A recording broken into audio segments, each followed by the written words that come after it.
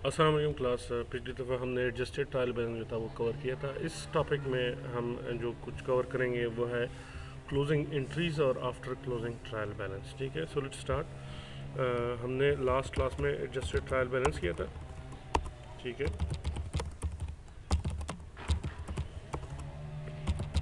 इस क्लास में जो ये टॉपिक है basically it is about closing entries and after closing trial balance.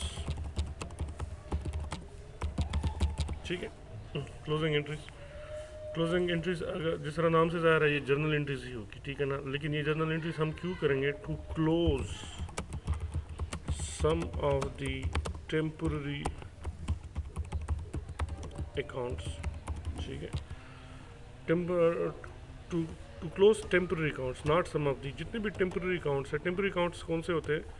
जिनका असर या जिनकी लाइफ एक अकाउंटिंग पीरियड तक होती है। ठीक है ना, जिस तरह रेवेन्यू और एक्सपेंसेस की जब हम बात करते हैं तो रेवेन्यू और एक्सपेंसेस उसी अकाउंटिंग साइकिल से रिलेटेड होती है जिसमें वो अकर हुई है।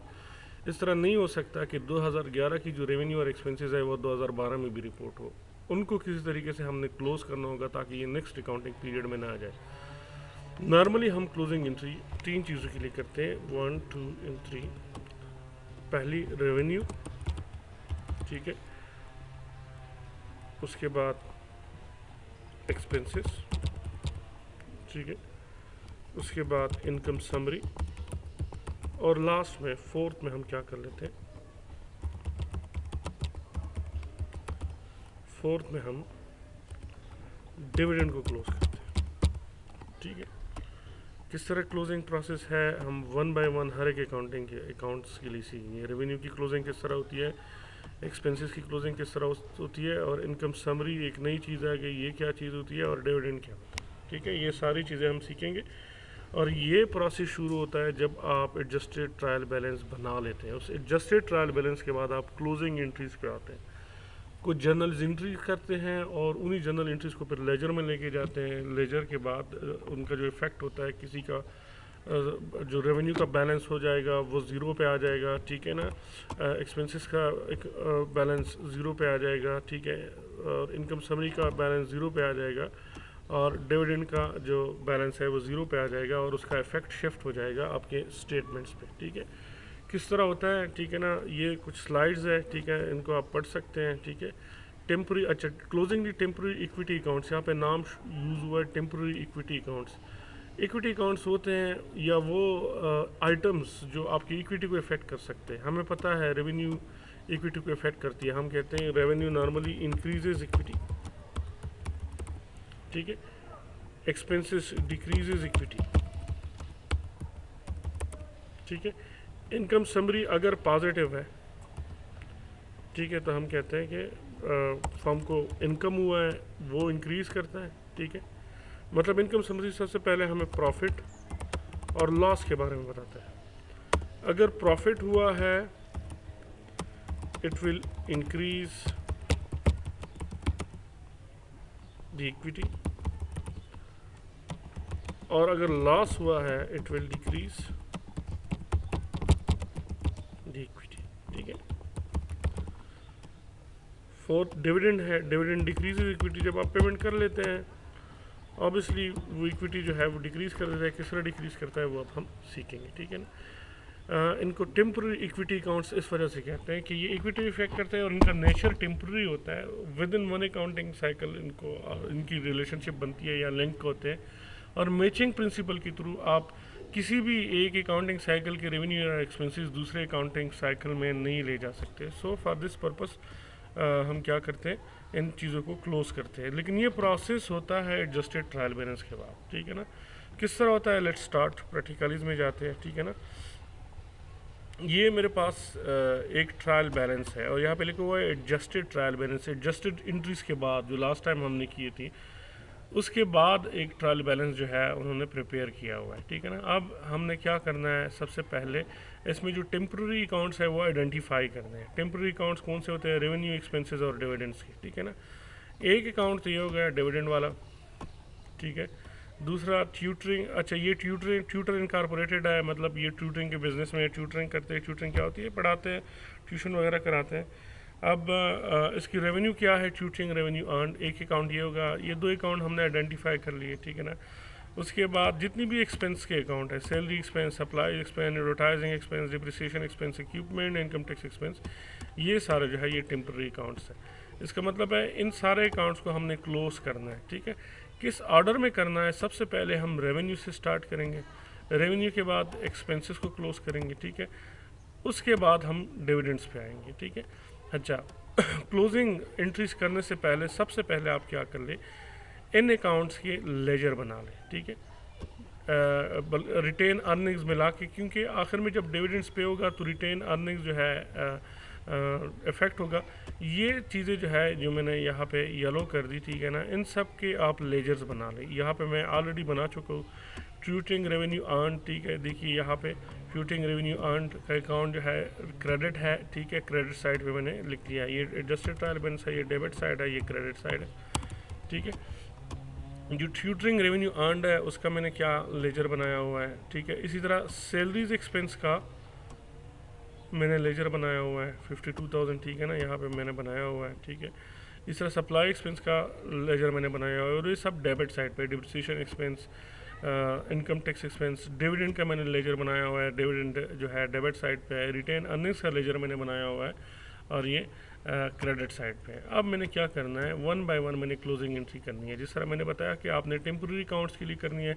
सबसे पहले टेम्प्रेरी अकाउंट्स मैंने आइडेंटिफाई कर लिए, एक डिविडेंड था, ट्यूटरिंग रेवेन्यू थी, ठीक है, और बाकी एक्सपेंसेस थे, ठीक है। रिटेन अर्निंग्स आपका टेम्प्रेरी अकाउंट नहीं है, लेकिन क्लोजिंग के बाद ये इफेक्ट होते हैं, इसलिए उनका भी लेजर मैंने बना लिया। जिस तरह मैंने बताया कि जब ये आप क्लोज कर लेंगे, इसका एट द एंड इफेक्ट जो है स्टेटमेंट पे आएगा, और स्टेटमेंट में कहाँ पे आएगा? नॉर्मली रिटेन अर्निंग्स पे आएगा, ठीक है। अब हम शुरू करते हैं क्लोजिंग एंट्री। पहली क्लोजिंग एंट्री क्या है? मैंने टेम्प्रेरी अकाउंट्स को क्लोज करना है। सबसे पहले मैं रेवेन्यू का अकाउंट क्लोज करता हूँ, ठीक है। अब रेवेन्यू का अकाउंट देखिए, रेवेन्यू के अकाउंट में सबसे पहले क्रेडिट है, ठीक है। क्रेडिट है, ऑलरेडी क्रेडिट है। इसको अगर मैंने ख़त्म करना हुआ तो मैंने रेवेन्यू अकाउंट को मैं डेबिट करना होगा, ठीक है। सपोज कर ले अगर मैं इसको डेबिट कर लूँ, ठीक है, और यहाँ पे मैं इसकी जर्नल एंट्री कर लूँ, ट्यूटरिंग रेवेन्यू अर्न्ड, ठीक है।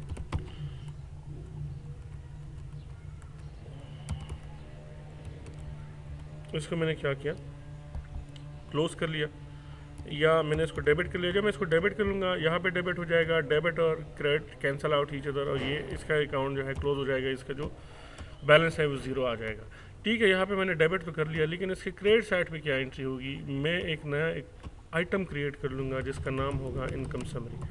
आपके एक्सपेंसेस और आपके रेवेन्यू क्लोज आउट होंगे with respect to income summary, ठीक है। मैं यहाँ पे इनकम समरी का लेजर भी बना लेता हूँ, इनकम समरी, ठीक है, डेबिट एंड क्रेडिट, ठीक है। अब यहाँ पे अगर रेवेन्यू को मैंने डेबिट किया है तो इनकम समरी का जो अकाउंट है उसको मैं क्रेडिट कर लेता हूँ बाय द सेम अमाउंट जिस अमाउंट से मैंने रेवेन्यू को डेबिट किया था, और यहाँ पे मैं शिफ्ट कर लेता हूँ, इनकम समरी को मैंने क्या किया, क्रेडिट कर लिया। और इस जर्नल एंट्री की एक्सप्लेनेशन में मैं लिख देता हूँ to close the revenue account, ठीक है। अब मैं क्या करता हूँ, दूसरे पॉइंट ऑफ टाइम पे जो है ये रेवेन्यू हो गया, कोई और रेवेन्यू मेरे पास नहीं है, रेवेन्यू क्लोज हो गई। अब मैं एक्सपेंस अकाउंट को वन बाय वन क्लोज करता रहता हूँ, ठीक है ना, टू, ठीक है ना। सेल्स एक्सपेंस को अगर मैंने क्लोज करना है तो अब इसलिए अगर सेम अमाउंट में क्रेडिट कर लूँ, इसका मतलब है कि अगर मैंने सेल्स एक्सपेंस को क्रेडिट करना है तो 52,000 मैं क्रेडिट करूँगा। तो मैं सबसे पहले क्रेडिट एंट्री कर लेता हूँ, सैलरीज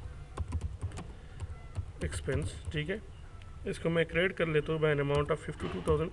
यहाँ पे इसका बैलेंस क्या हो जाएगा, ज़ीरो हो जाएगा।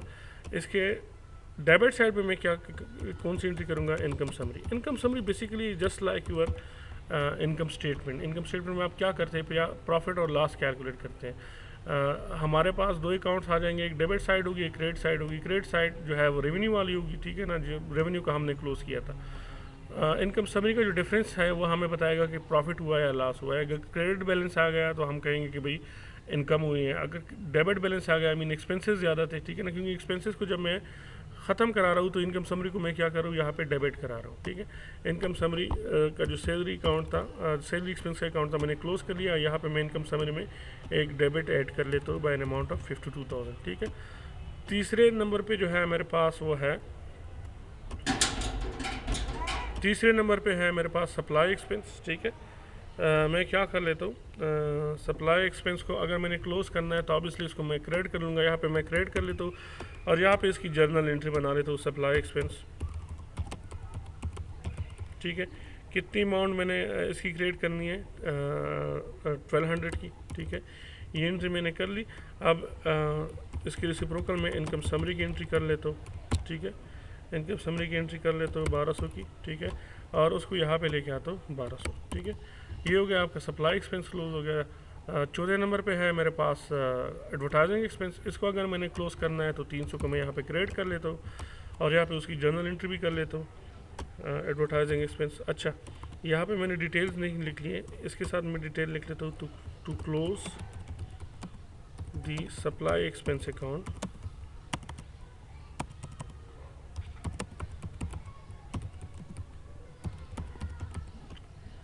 सप्लाई नहीं बल्कि सैलरीज एक्सपेंस अकाउंट,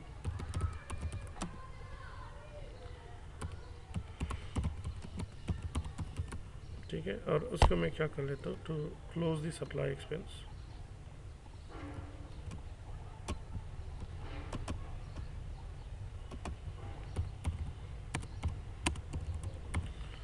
ठीक है। ये होगा। चौथे नंबर पे मैं कौन सी एंट्री करता हूँ, चौथे नंबर पे मेरे पास जो एक्सपेंस है वो है एडवर्टाइजिंग एक्सपेंस। इसको मैंने क्लोज कर लिया बाय एन अमाउंट ऑफ 300, इसको मैंने क्रेडिट कर लिया। यहाँ पे मैं क्रेडिट की एंट्री कर लेता हूँ, एडवर्टाइजिंग एक्सपेंस, ठीक है। इसको मैंने 300 क्या कर लिया, क्रेडिट कर लिया। इसके रेसिप्रोकल में इनकम समरी के अकाउंट को डेबिट कर लेता हूँ बाय एन अमाउंट ऑफ 300, ठीक है। और इस चीज़ को मैं यहाँ पे लेके आता हूँ इनकम समरी में 300, ठीक है। ये होगा। अब यहाँ पे मैं लिख लेता हूँ, to close the advertising expense account,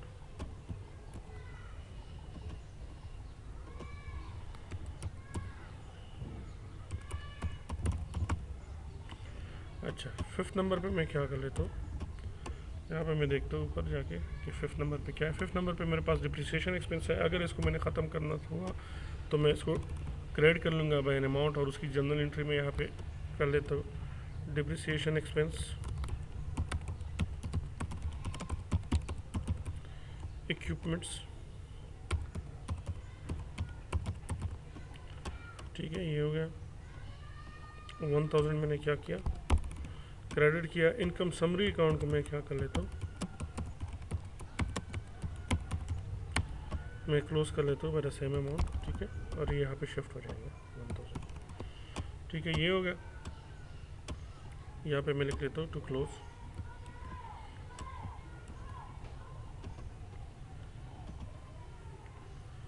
the depreciation expense, ठीक है। 6 पे मैं चला जाता हूँ। 6 पे क्या है, कौन सा एक्सपेंस है, ऊपर मैं जाके देखता हूँ। 6 पे इनकम टैक्स एक्सपेंस है।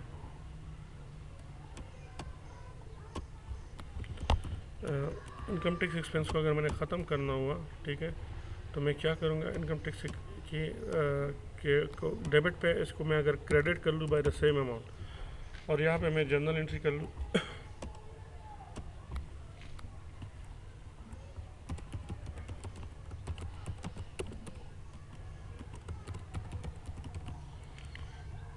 ठीक है। कितनी है, 11,600, ठीक है। यहाँ पे मैं इनकम समरी लिख दूँ, इनकम समरी, ठीक है। कितनी अमाउंट हो गई, 11,600। यहाँ पे मैं लिख देता हूँ, टू क्लोज दी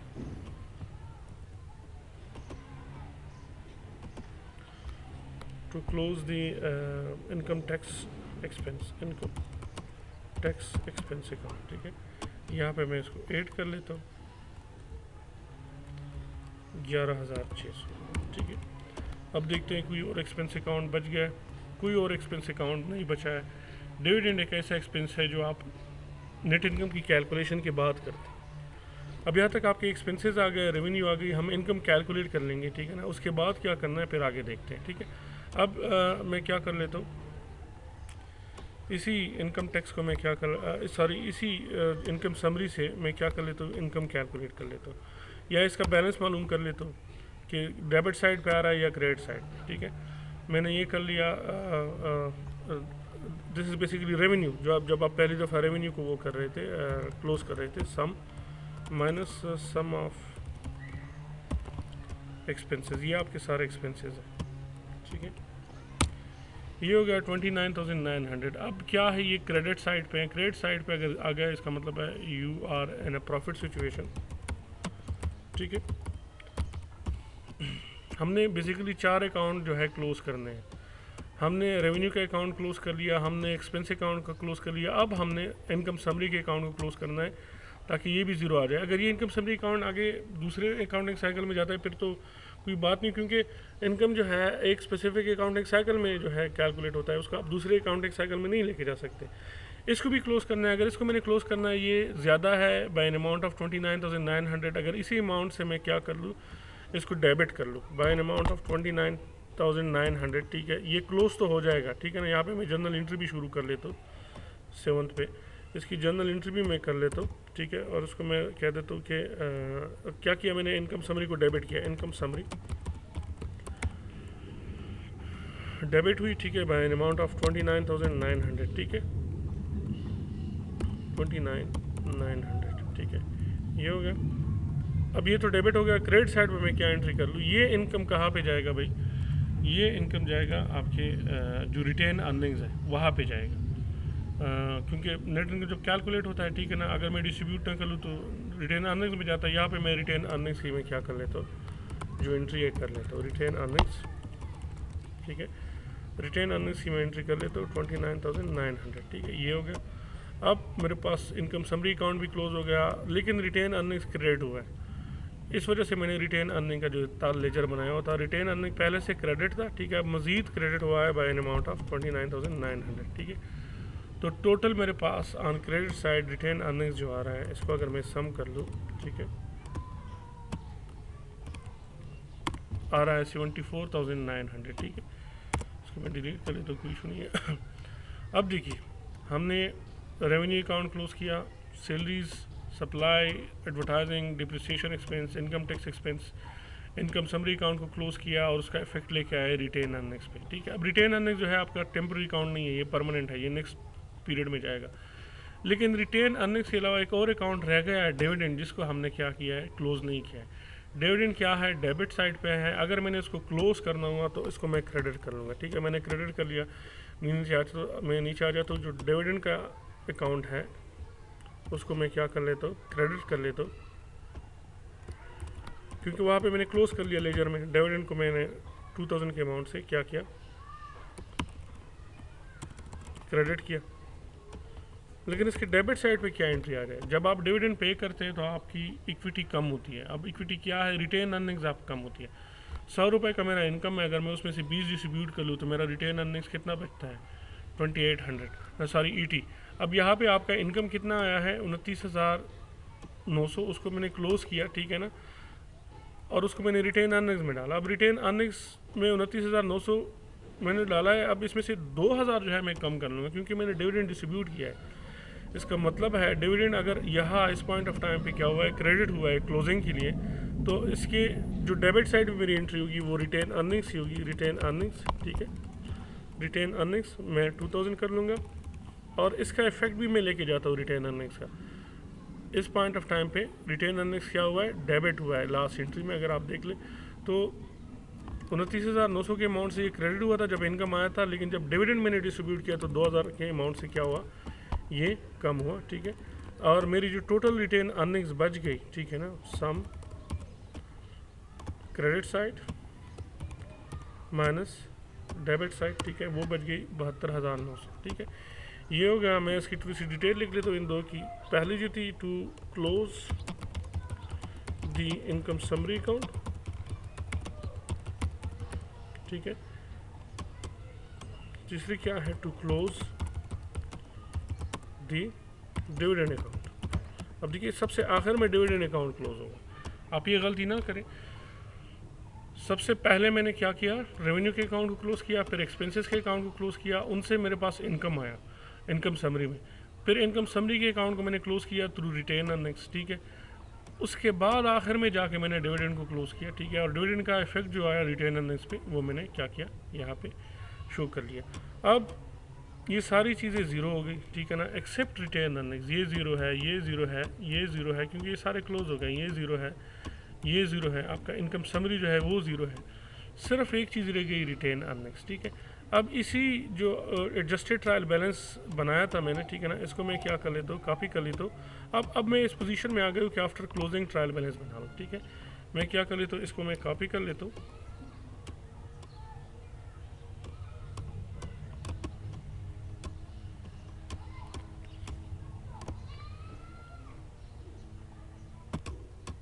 इसको मैं कॉपी कर लेता हूँ। सारे अकाउंट्स जो ज़ीरो हो गए हैं, ठीक है ना, जो रेवेन्यू और एक्सपेंसेस के अकाउंट थे, उन सब को मैं क्या कर लेता हूँ, डिलीट कर लेता हूँ, ठीक है। देखिए डिविडेंड का अकाउंट हमारे पास ख़त्म हो गया है, ट्यूटरिंग रेवेन्यू का ख़त्म हो गया है, सैलरी एक्सपेंस का ख़त्म हो गया है, सप्लाई एक्सपेंस का ख़त्म हो गया, एडवर्टाइजिंग ख़त्म हो गया, डिप्रिसिएशन ख़त्म हो गया, इनकम टैक्स एक्सपेंस ख़त्म हो गया। और ये टोटल तो अब नया टोटल बनेगा, इसको मैं क्या कर लेता हूँ, डिलीट कर लेता हूँ, ठीक है। रिटेन अर्निंग्स का जो हमारे पास नया अकाउंट है, अभी जो नए रिटेन अर्निंग्स है, इस साल की इनकम मैंने इसमें ऐड की और जो डिविडेंड मैंने डिस्ट्रीब्यूट किया वो मैंने इससे माइनस किया। इस साल की रिटेन अर्निंग में क्या कर लेता हूँ, इस आफ्टर क्लोजिंग ट्रायल बैलेंस में लेके आता हूँ, यहाँ पे इसकी जगह लिख देता हूँ। अब मैं क्या कर लेता हूँ, अब मैं बैलेंस देखता हूँ कि ये सारी चीज़ें बैलेंस है कि नहीं है, ठीक है। सम ऑफ दिस, ठीक है, एंड सम ऑफ दिस, ठीक है। अब हमारे पास फिर से बैलेंस हो गया और इसको मैं नाम देता हूँ आफ्टर क्लोजिंग ट्रायल बैलेंस। तो ये आपकी क्लोजिंग एंट्रीज और साथ में आपका आफ्टर क्लोजिंग ट्रायल बैलेंस, ठीक है। लास्ट में एक वर्कशीट बाकी है और फाइनेंशियल स्टेटमेंट है, वो मैं कोशिश करूँगा कि ऐसा प्रॉब्लम हो कि हम उस पर पूरा साइकिल अप्लाई कर सकें, ताकि आप लोगों को ये चीज़ें जो है समझ आ जाए। एडजस्टेड ट्रायल बैलेंस के बाद हमने क्लोजिंग एंट्रीज की और उसका आफ्टर क्लोजिंग ट्रायल बैलेंस बनाया, ठीक है। यहाँ तक ये वीडियो में एक और क्वेश्चन जो है सॉल्व करता हूँ और वो सारी चीज़ें मैं फिर अपलोड करता हूँ, ठीक है। ये फिर आप लोगों का आज का लेक्चर हो गया।